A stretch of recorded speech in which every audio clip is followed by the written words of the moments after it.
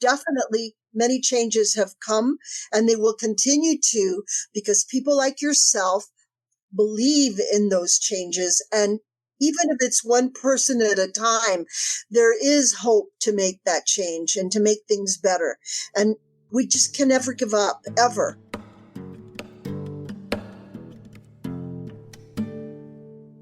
Hello and welcome. As always, I'm Abbie. This is Stories Lived, Stories Told, and today I invite you to join me in conversation with Yolanda Soto as we take a communication perspective on what it takes to combat food waste. To take a communication perspective is to consider what we're making and how we're making it through our communication practices. This means that we look closely at patterns, context, stories, and relationships, and that we use curiosity, mindfulness, collaboration, and dialogue to create better social worlds. So whether the topic of today's conversation is familiar to you or not, the hope is that by using a communication perspective, we will reveal new ways of seeing and being. At the top of the episode, you heard our conversation partner today, Yoli Soto. Yoli is the CEO and president of the Borderlands Produce Rescue, and she has been for 30 years now. Borderlands is a produce rescue located in the border city of Nogales, Arizona. Different from a traditional food bank, Borderlands is focused on saving food that would otherwise be headed for the landfill, where it would produce harmful carbon emissions. This is the second conversation in our sustainability series, and I mentioned last week that I want you to hear that literally, sustainability as the ability to sustain. And the work that Yoli does with Borderlands is certainly guided by the need for creating more sustainable practices, in their case, as it relates to our production and consumption of food. I'm really excited to share this conversation with you today, so let's begin with Yoli.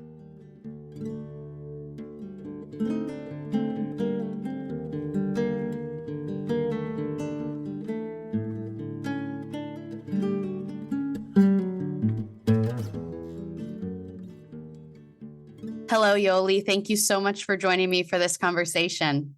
Thank you for inviting me, Abbie. I'm really looking forward to talking with you and hearing about you and your work. So I say let's just dive right in. Can you introduce yourself to us? Okay, my name is Yolanda Soto, and I'm the CEO, president of Borderlands Produce Rescue, and have been for 30 years. And you are located in Arizona, is where Borderlands is? Yes, we're located right at the border of Mexico and Arizona in Nogales. I was born and raised here, so been here many years. Yeah. Okay, so what is Borderlands? So what Borderlands is originally it was a food bank, non-traditional food bank. And the reason it was non-traditional is because we are at the border and we share the produce with our sister city, sister state of Sonora. This product comes from Mexico, so how are we not going to share? And so because of that, we were very non-traditional. Yeah. And now you are a produce rescue. What I appreciate the language that we use too. Right. We actually stayed as a food bank once I came on board. Really, I came on board and developed the whole program of food banking.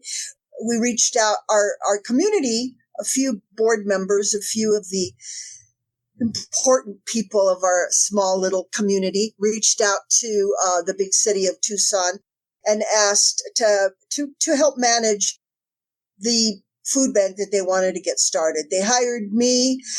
Immediately, I realized that I didn't like food banking. I think that it's great. It's necessary for some people, but I didn't like the fact that you had to qualify people financially and residentially, especially because we are a border community. Yeah. And the fact is that we have many undocumented people who live in Nogales, and I wasn't going to say, well, I can't help you because you don't have the proper documentation. And so right away, we realized it was maybe we were a year into it. We realized that what are we doing here? We sit right in the center of the produce industry.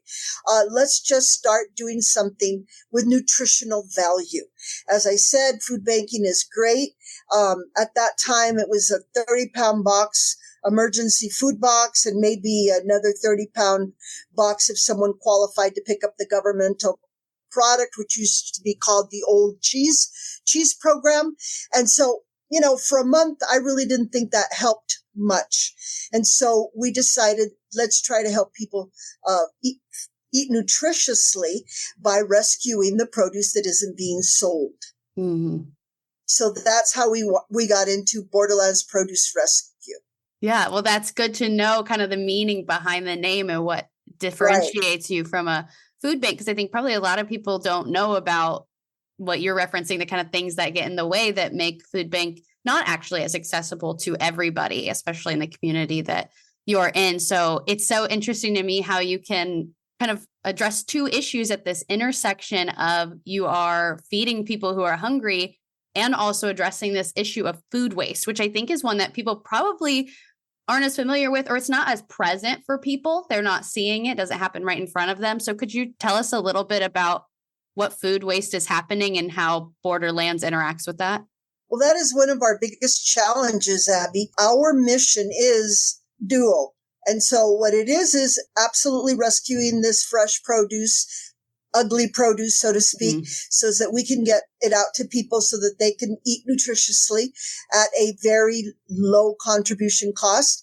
But the main mission is educating people on curbing food waste. And it has become a real challenge because, of course, people immediately go to the programs like ours, alternative markets, and they go to pick up veggies to help their families, to help their clubs, to help their neighbors. But they forget about asking the why. Why are we there? How we do it? Why we're doing it? And again, I think it's everybody's obligation, especially nowadays, to be able to curb food waste and help save our planet. And so we do a great deal of educating, but again, it's a volunteer program. Volunteers come and go. It's not the same ones. We are a small organization, so it's difficult continuing the training. If I can't even train my own people to understand why we do what we do, it's difficult to train those others. It's a big challenge. Yeah. Yeah. So that's my hope too, is that being able to have you on this podcast can hopefully extend the reach and the knowledge too. So what would you say, what would you want people to know about food waste? I want people to know that they need to stop it and they need to reach out to alternative markets like Borderlands Produce Rescue. I don't know anybody that is exactly like us and does what we do. But again, I'm sure there are. And it's a big challenge. I know that people are hurting.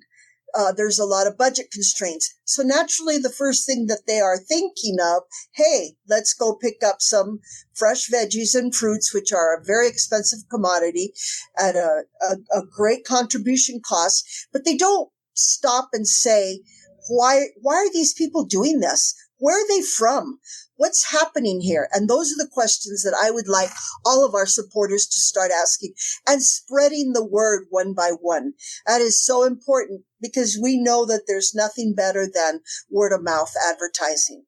Why does the process of food waste matter? Again, I think that's something maybe people don't understand, that if you're throwing something away just because it doesn't look as good, or you think it's bad, even though maybe you could still be used, that it's not just throwing it in the trash and then nothing happens, that there are all kinds of environmental impacts, really starting from what went into creating this food that you're just throwing away, and then in the throwing away of it, what it creates as a result. Absolutely. And it creates a lot of bad gas emissions. And so in the 30 years that we've been doing this, Abbie, we have approximately have rescued about 7,800,000 pounds of fresh produce. Wow. And we've put that through our 4 different major programs.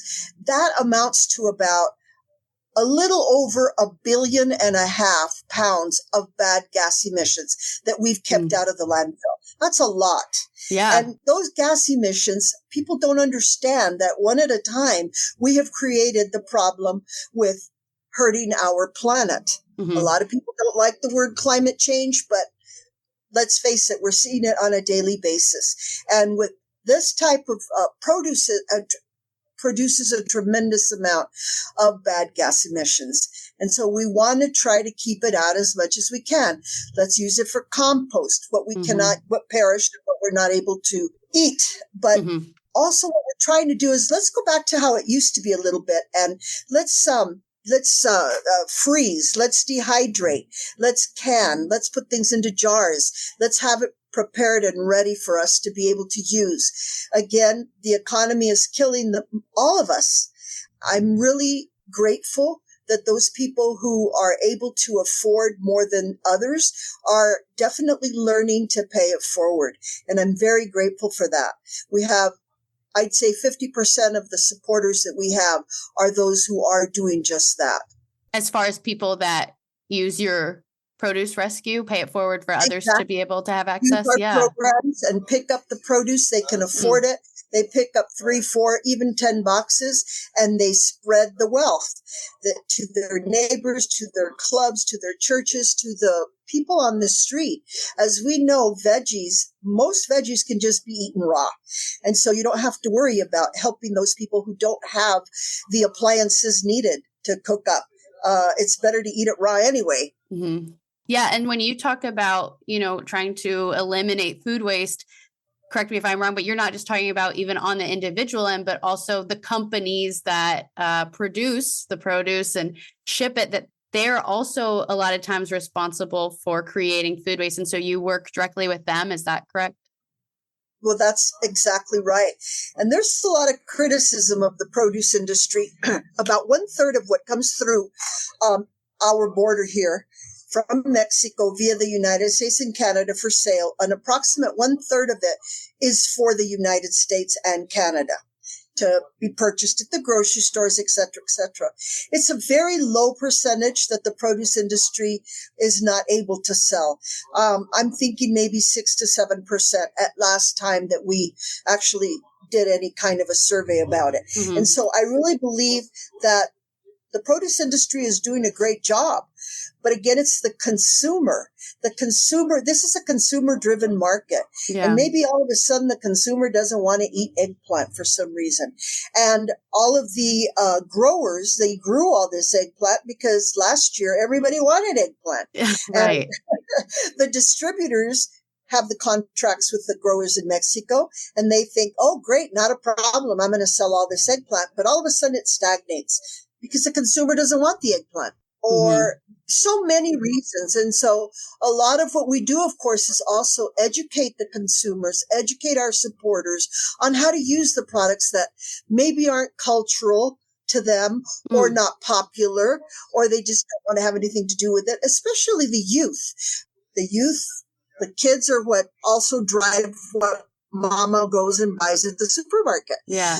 No, I don't like that product. But if you teach them from the very onset different ways to fix things and how good the product can be, and that's the part of education that we find a challenge because we are a small organization. Mm-hmm. Yeah. I'm curious, what do the educational programs that you do look like? Can you tell me more about that? Yeah, so we're always seeking. We have a great website and we have great social media. We have great supporters, way over 60,000 now, that send out recipes. And we love it because they're recipes on how to fix. Oh, we have some spaghetti squash this week. How about trying this? Baking the spaghetti squash and putting some feta cheese in the center and putting some of the grape tomatoes that we also received from you on top and a little oil. So we get those people and they are so engaged with what we're doing and using that produce and teaching others. And for that reason, for many reasons, but I love social media because it gets to many, many people. Yeah. And we really need to go back to the olden days and let's start doing stuff like this so that we can help each other eat nutritiously at an affordable contribution. And I keep saying contribution, and I use the word contribution and donation only because we feel that people do not value anything that they receive if a value is not put on it. Whether it's a penny or two, or what we do, 21 cents a pound for a variety of produce that they receive. In one of our programs, it's up to 70 pounds. Definitely people will, I believe in what I've seen through my experience, they will value things much more than just giving it to them, pick it up. They don't care. They got it for free. Maybe they dump it. And so we feel that putting a value on it has helped. And of course it helps us. We're a small organization. We don't work with government funding. We definitely work with the donations from communities and from family donations. And so we need the help.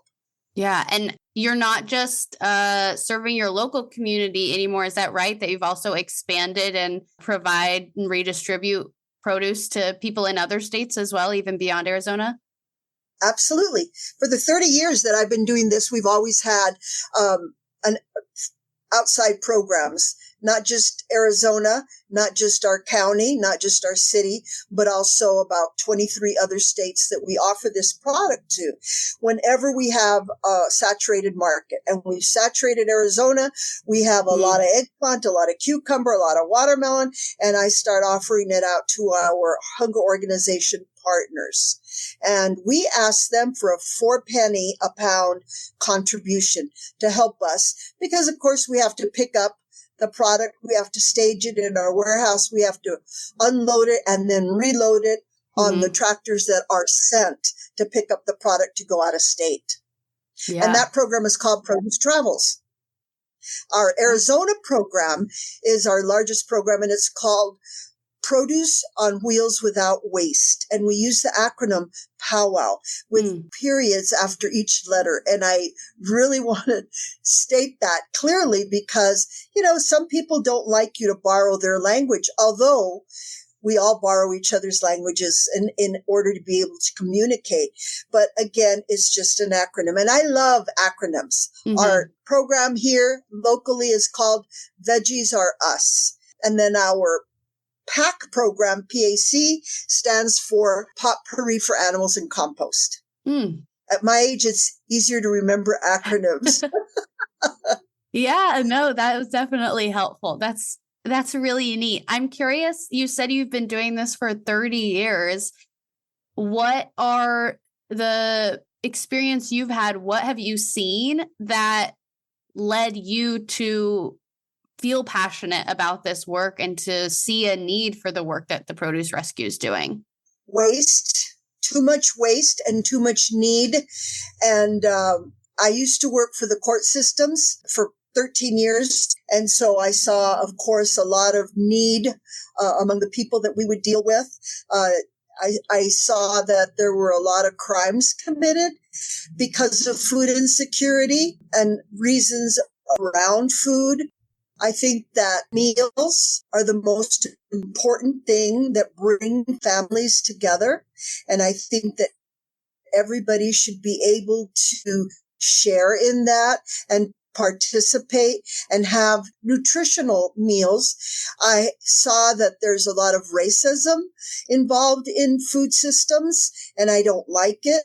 I think that everybody has the inherent right to eat nutritionally. And that's what we're trying to do. Make sure that there's a lot of food in the United States. We just need to find ways to get it to people.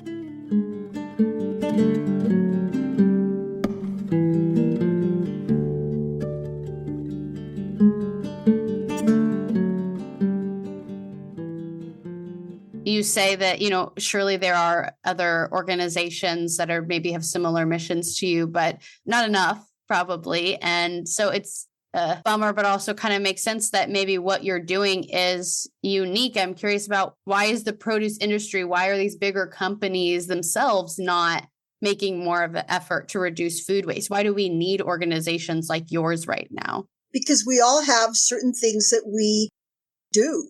And big corporations, do they really care as much as they should? No, they don't. And that's a fact. They care about their profit margin.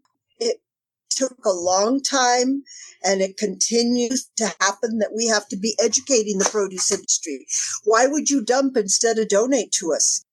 Why is it so much easier? It's the grower's money. I understand that is paying for the dump. Please start thinking about paying it forward and making the effort. I believe that more and more we want to deal with companies that are conscientious about recycling, about not wasting. And so I think that that's the main answer, because I really don't think at the corporate level that they're going to say, well, come on, let's be more conscientious Yeah. what we're doing. It's people that's going to make them change their mind, I think. Yeah. It's getting there, and I'm really impressed because, again, we went green.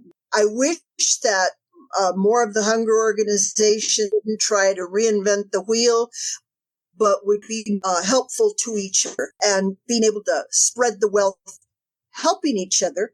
But that doesn't happen. Hunger organizations are just like corporations, and it's highly political. I left the court system because of the politics, and believe me, hunger organizations are just as political. I guess to put what you're saying in my own words, what I'm hearing you say is that it's maybe, hopeful, but a little unrealistic to think that these bigger corporations themselves are going to kind of come up with these solutions. So there is a real need that you're fulfilling with the Borderlands Produce Rescue to come in and, like you're saying, say, well, hey, instead of dumping, why not donate? Do you find that that's an easy transition and that most companies just really hadn't considered that? Or is that kind of a difficult sell to make? It's difficult. It's a difficult sell to make. I have been selling it for 30 years, but in those 30 years, I educated certain companies, then maybe they went under and new companies came up. So it's a constant education of the new companies, or maybe the father's retired or the mother's retired and the kids took over. So it's another point of educating. We are not a priority, in other words. If it's convenient, they understand that they want to save, that they can save monies or that they can help the grower with the monies being spent. That's really their priority. Of course, they're in it for the profit. It's not a nonprofit like us. And so again, it's just a matter of more and more and more education around everything that we need to recycle, to include clothes and appliances and furniture. Absolutely. Everything. There's so much out there that we need to do. I love it when I see the youth come up with these wonderful ideas on Instagram that they're taking their clothes and they're recycling them and remaking them and reliving them. It's wonderful. And so basically that's the idea that we want to also get across to everyone. And we're really happy when the youth volunteer. You know, we're a complete volunteer organization. And we love it when we have, especially clubs, groups of youth that come over and help us out on the Saturday at our Arizona program, because it really gives them a hands-on idea and sight and learning experience of those people, and especially the ones that are in great need. And they'll come by and say, you know, I'd love to contribute, but I don't have even $1 in my pocket. Hey, no problem. Take it. And if next time you have $1, please come back. And that's what we do. We never refuse anyone. Yeah, I think that feels really central to your work, is that getting up close and personal and seeing it for yourself, because that's kind of how I think food waste has gone unaddressed for so long, is because it's almost like out of sight, out of mind for a lot of people. Correct. They're not seeing the immediate effects of it, or they're not educated about it, like you're saying. And that's how we got connected, is that Kim, who I work with, came and volunteered with you and was so moved by what you do that then she was able to connect us. And here we are. And hopefully, you know, so many more people are educated based on this conversation, and that creates its own ripple effects. It's really cool to me to see what you're doing as part of this larger movement. You're talking about many different programs that you're seeing that have this similar focus around reducing waste. And I'm curious, in your 30 years of working and directing the Borderlands Food Rescue, what kind of positive changes have you seen happen as a result of your work, maybe in your community, in your life, or on a bigger scale even? Well, I see a lot of positive changes, slow coming, but definitely a lot of positive changes. And as I said, those people we've had so many people come and interview and do videos and put us on different shows. And I mean, we were even on Netflix. And so I think that all of that is so important for the word to get out and for people to understand what's happening. And I see that they are understanding. There's going to be negativity because that's just human nature. But I can see the percentage is low of the negativity, and the percentage, the other side of being positive and using the market and I think that the impression that people get also when they show up to one of our markets and they see all these pallets that are 7-8 foot high of fresh produce behind the tables where the people are boxing and packaging so that they can give out the box to the supporter.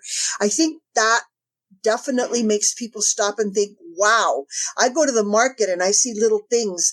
This is a lot of produce that we can help save and we can help use it. I do have some people that will say, oh, well, everything that I got was perished. Well, then you shouldn't use our program. It's not for you. And it's okay. You tried it, but not everything is for everyone. But those people who, write and say, I loved what you had. I used it in this, and they will set out things on their kitchen island and show us everything that they're doing and show others through social media. I love that. Social media has made a huge positive change in what we're doing. It has grown our program tremendously. And I really, really enjoy that. I enjoy the fact that we don't solicit host sites through our powwow program. We wait for them to solicit us because we've learned through the years that if people don't know about you and you go knocking on their door and try to convince them to come on board, it doesn't work. And we're like any other organization. We have policies and procedures. We want them followed because food safety is at the helm of what we do. We've been very lucky. In 30 years, we have never had a recall on any product that's ever been donated to us. But regardless, we still follow the product from the donor to the end user in case anything would ever happen. And I really don't know of any organization like us that does that. I think that more importantly for organizations is how much poundage you can get out the door. For us, it's how much good poundage can you get out that door and safe poundage? And that's what's important. Safety is very, very important to us. Yeah, I appreciate, I think, people talk about like intersectionality, and I think that's really important looking at issues considering sustainability, food waste, the way that we're affecting our planet, the climate, everything. Because all of these issues are interrelated. And so, your work being at the intersection of working at addressing hunger, people who are hungry, and also this food waste and the larger impacts that has, feels so important. And I think, really matters and is kind of zooming out on the situation. It feels like some good perspective. And that's maybe why you have to do some educating, because if people are just kind of like looking up close with their little microscopes, they're not able to see the breadth of the situation and say, oh, well, this is related to that. And here's how this is connected. So that education really does matter. And maybe it is exhausting for you being there 30 years, having to say the same things over and over again to educate new people. But that's something I think about a lot because my podcast is about communication and I just love the language and the words. And I think that can be really empowering to have language around things, to be able to name things. And so that's kind of a step one, is very important, having that language, being able to communicate. But it's important not to stop there, get this language, get this knowledge, and then what kind of action comes from it. And so I can very much see you addressing both sides of this in your work, that you are trying to build up people's competency around this issue, making sure that people are informed, and then doing something about it, kind of tackling it from both angles, which I think is important. Absolutely. We do have and I get really excited too with the new organizations around the world, like DoorDash. DoorDash reached out to us and whether it's for their benefit or for everybody's benefit, it doesn't really matter. They did reach out and they said, we love your program. How about if we participate, become partners, and we will pay for the Dashers for 3 months, a grant that we got. And all you have to, we will distribute for you. Wow. I got very excited because there are so many people who can't reach our host sites throughout the state of Arizona. They, for some reason, are not able to. And then there are other who maybe don't want to wait in line, but they want to help the program, or they need produce. And so the Dashers have been great for us. Again, the grants lasted a few months. Then we decided it doesn't matter. There are a lot of people participating in this program. We're going to continue. We'll go ahead and pay the Dasher fee. And we do.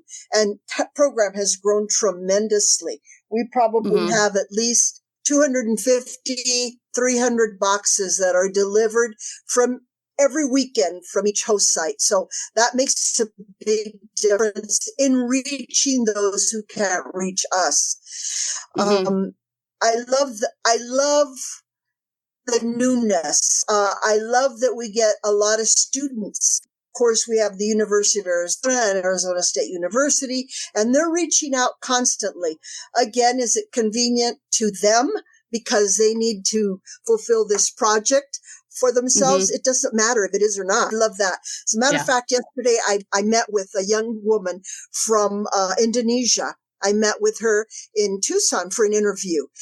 And she's doing a paper on food sustainability, and she wanted to interview and learn about the program.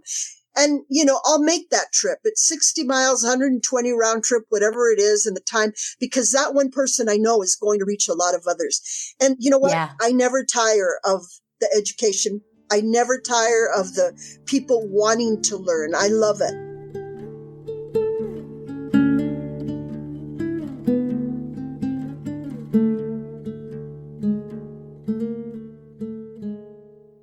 The kind of perspective that I use is why I call it communication perspective, and going beyond just the words that we say, but all of the communication we do and the relationships we build, and a really big part of that being stories too. And so as I've been thinking about this conversation, the work that you do, and kind of using that lens, one way that I'm seeing it is to say that there's been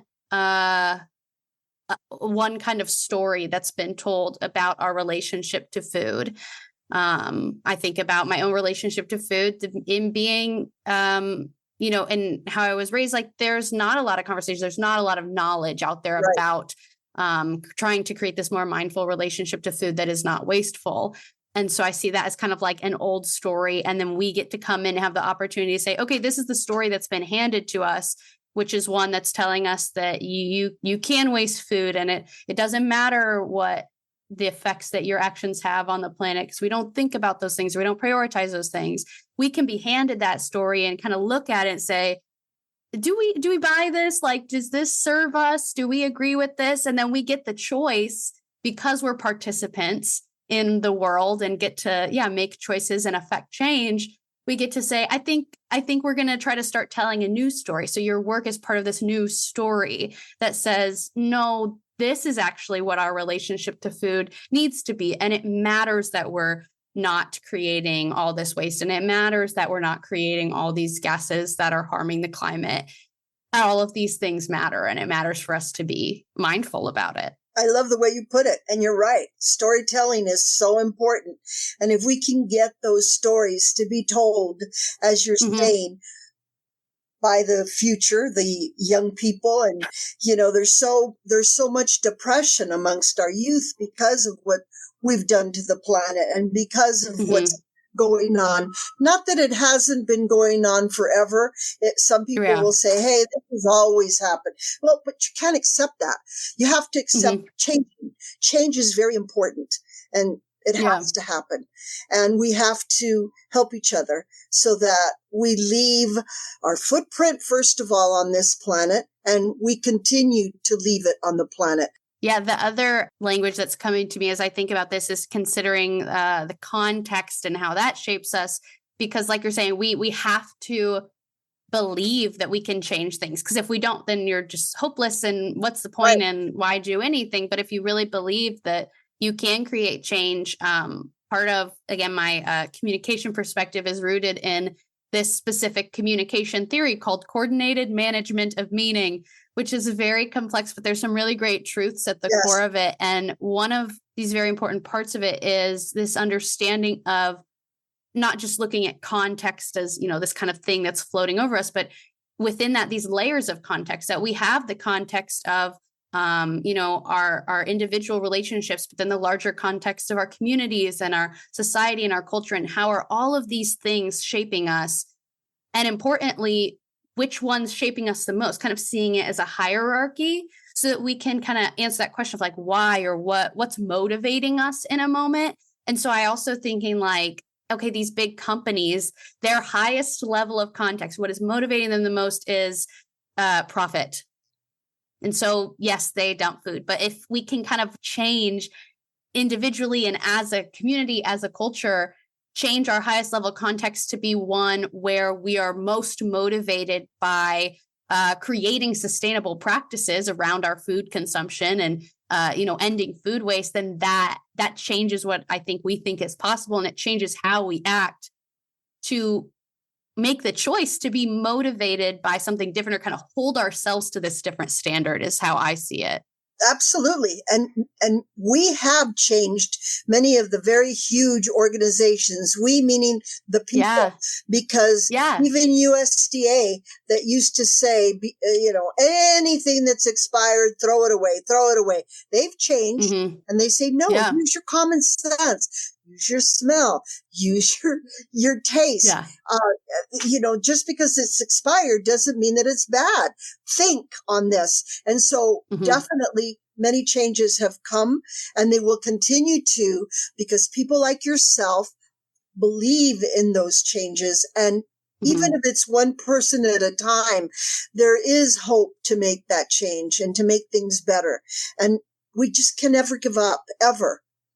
Yeah, I had a previous conversation with a woman named Beth Fisher Yoshida, and she's done a number of things, written a book, talks a lot about negotiation and when women specifically. And she used this anecdote last time we spoke that really stuck with me, saying that, there was a time when nobody knew how to ride a bicycle. And then somebody rode a bicycle, and just knowing that someone else had already done it made it easier for everyone else to do it.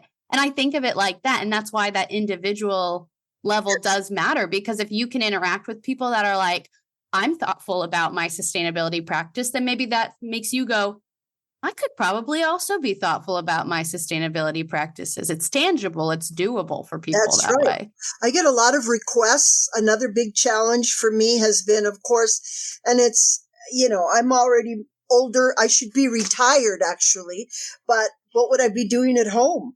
And so, but I do get a lot of requests from outside the state of Arizona, people knowing about us and saying, could you come and train us? We want to do the same thing.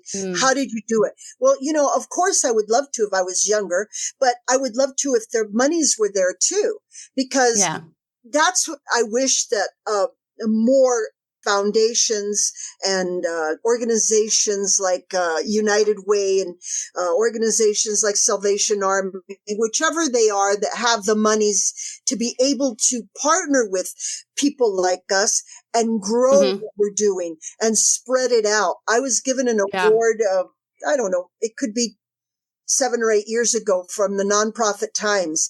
And the whole real reason for it was to be able to teach what I was doing to others. But there was no money there. And then the organization that reaches out to you, there are no monies there. So if someone up there would realize that you want to connect all these dots and how much more you could do, it would be great.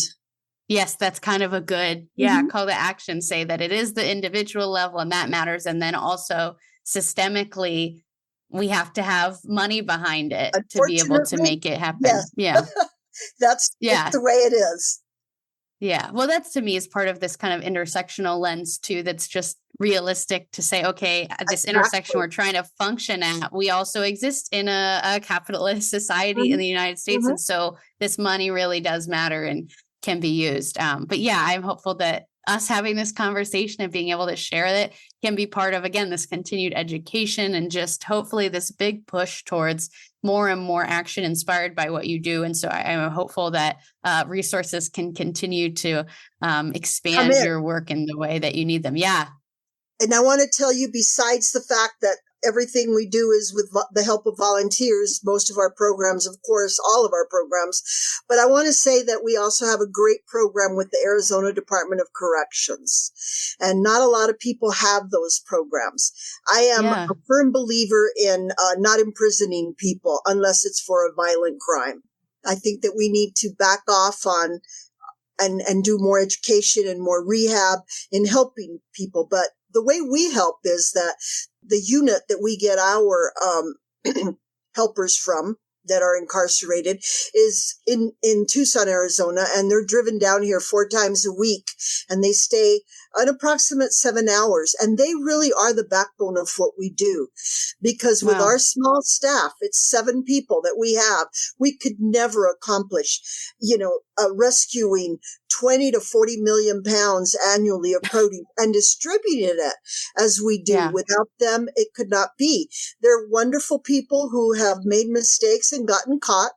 We didn't get caught when we made our mistakes, maybe, but whichever, they have great talents and they are able to help us with the resources that we're lacking, like mechanical, construction, all that type of thing. So I'm very grateful for that program. Yeah, that's really incredible. I'm glad that you brought that up. It makes me think, for people like me, maybe people who are not local to you in Arizona, how can we be involved with the work that you're doing? By contributing and by spreading the word. I'm always out there saying, hey, some of you students out there that are in the realm of maybe writing, how about contributing some of your time and writing a grant for us? It would be great. Absolutely great. Have I found them? No, but I'm still looking. And I never give up. Good. Everybody I talk to, I'm always the retirees. Well, what did you do in the past? Were you a writer? Would you like to write? Would you like to help? And, it's contribution. There's a lot of volunteerism in the United States now, which makes something that I've seen also grow. I love it. I absolutely love it. Yeah. People are caring more. I see that too. Yeah. As we wrap up our conversation, first of all, thank you so much. I've been so excited to hear everything you've had to share today. And how I kind of like to end, I just want to give us one more moment to wrap up, maybe recap some of what we've talked about, and just give you a chance to, in your own words, say, thinking about your work as being part of this new story about food and food waste and hunger. What would you say is the new story that you're trying to tell through this work? Well, the new story, of course, is really almost everything that we do is around food. Whether we go out to restaurants and meet our friends or dates, or everything seems to be around food. Yeah. And so because of that, be more conscientious about that food that you have in front of you. And I also have noticed that restaurants are getting the picture of waste, because it seems like their portions are smaller. Yeah. And I don't know if that's the profit margin or because people are saying, this is too much. This is too much, and they waste, and maybe they don't take home. Yeah. And so I think that people are definitely learning and paying attention. And I just want to say, continue to pay attention and continue to help, because it's imperative that we at least try to save our planet. Yeah. Anything else you want to say about your work? Just remember, everybody has the inherent right to eat nutritiously. Everybody. And so help each other out. Pay it forward. Yeah, that's really wonderful. Well, Yoli, thank you so much. I'm so glad that we were finally able to make this happen after so long of going back and forth. I know.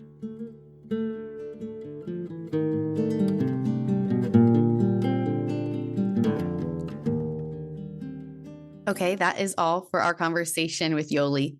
At the end of each episode, I like to offer questions for us to reflect on. This acts as an next turn so that the conversation doesn't stop when the episode does. Today, the questions I would have you think about are, what can you change today about the way you relate to food that would minimize your food waste? And also, what is the highest level context that is guiding you when it comes to how your actions affect the planet? I'm really inspired by this conversation with Yoli today to try to start thinking about this and being more mindful of it. And of course, that highest level context question uses some of the CMM language that we've used before. If you want to learn more about that, there's an early episode that I did about the hierarchy model. That's where that language comes from within CMM. There's also a YouTube video I created that's even shorter and just a brief introduction to the hierarchy model and the way that we're shaped by different levels of context. So if you're looking to learn more about that, I would definitely point you in those directions. You are welcome to reach out to me to share your reflections to these questions, as well as any of your own questions or ideas. You can do that through email, the website, or by commenting on Instagram and YouTube. All the ways to reach me are included in links in the show notes. And the reason I invite you to share your reflections with me is to stay in dialogue.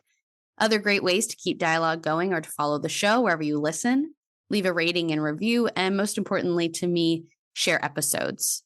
Maybe there's a specific topic that was really meaningful for you, or would be interesting to someone in your life.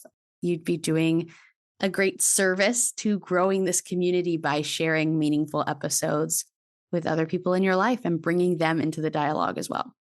I am supported by the CMM Institute for Personal and Social Evolution, and this podcast is just one of many initiatives that is designed to create space for more conversations that move us toward those better social worlds we hope to create. We have a couple new exciting things to share from the CMM Institute that I want to point your attention to. One is that we've just completed a fellowship with a couple young adults that we're calling the Cosmo Teens, and they've created a mental health comic book, which you can now access at www.cosmoactivities.com to engage teens and young adults in conversations about mental health. That's been a really neat project, and so I hope you'll check that out. Also, we are working on developing the next turn in the Cosmo Activities line, following up Cosmo Teens with Cosmo Parents, creating some resources for parents. I'm a part of that project. I myself am not a parent, so that's why it's so important to collaborate with parents, and I want to hear stories from parents so that we can actually be speaking to the real needs of today's parents. At that same website, www.cosmoactivities.com, you can find the survey that we have going on right now for Cosmo parents if you'd like to participate and share your experience as a parent. Final exciting news is that the CMM Institute now exists on Substack. You can find us there. It's just CMM Institute. I'll include a link to it in the show notes as well. But our hope is that that space can be just a hub of every resource you could possibly need around CMM. Right now, it has the podcast episodes. It's got some infographics that I've been making, and also now houses the informational videos that I've been posting on YouTube as well about different models or different parts having to do with the theory. We also hope that that can be a space for our community to be in dialogue with each other. So that's another great place to interact if you would like to stay in dialogue with us. So anyway, www.cosmoactivities.com is great to go check out all of those resources for free. They're available to anyone and everyone. And then also check us out on Substack at CMM Institute. You can find us there. Thank you for showing up. Thank you for being curious. And thank you for being a part of this story. I'm Abbie, and this has been Stories Lived, Stories Told.